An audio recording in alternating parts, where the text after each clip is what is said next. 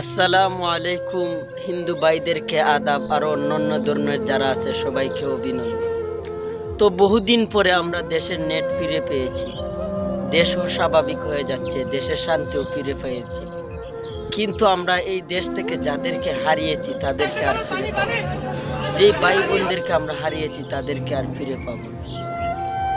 যে শুধু কানে শুনেছি দেশে এটা হচ্ছে কিন্তু চোখে আর দেখতে পারিনি, কোথায় হচ্ছে কি হচ্ছে তা দেখতে পারি না।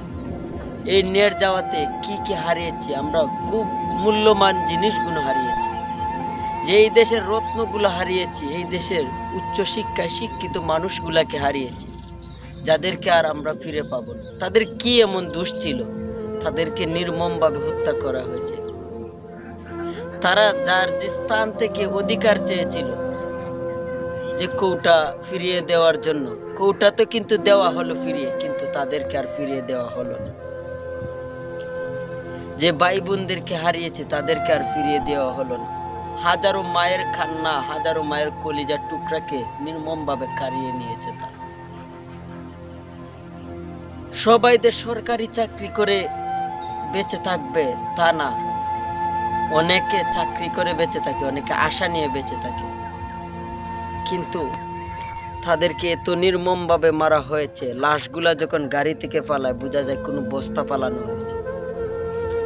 এমন নিষ্ঠুর পাপী তারা এই ভাই বোনদেরকে নির্মমভাবে হত্যা করেছে। যখন নেট ফিরে আসলো, ভিডিওর মধ্যে ঢুকি, নেট আসার খুশিতে আপনারা নেট চলে যাওয়ার কথাগুলো ভুলবেন না। যখন নেট ফিরে আসলো, এই ভাই বোনগুলার কথা কান্না শুনে, এই ভাই বোনগুলার আওয়াজটা কানের মধ্যে লাগে, তখন মনের মধ্যে আঘাত করে যে কোথায় ছিলাম সে সময়, কোথায় ছিলাম, তাদের সঙ্গে কেন ছিলাম না। তারা এত মায়ের বুক খালি করে নিয়েছে, আমরা টাকা পয়সা দিয়ে এই মানুষগুলার সাথে আমরা পারবো না। তাদেরকে মানুষ বলা হয় না।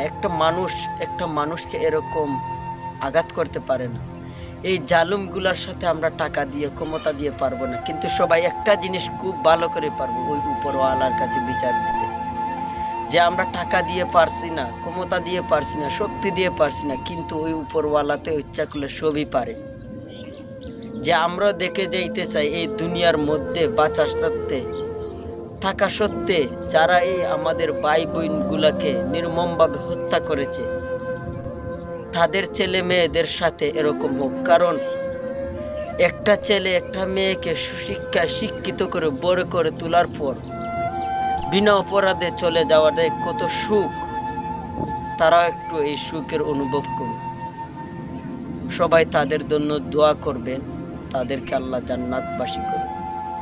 আর এই অসুবিধাতে অনেক মানুষগুলোকে আমরা চিনতে পারছি, যাদেরকে আমরা মন থেকে বিশ্বাস করতাম, কিন্তু আমরা আজ তাদেরকে চিনতে পেরেছি।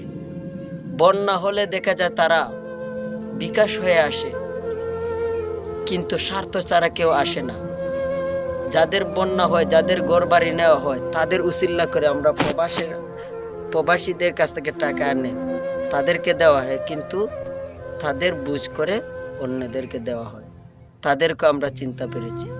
আল্লাহ যাতে আমাদের এই ভাই বোনগুলাকে জান্নাতবাসী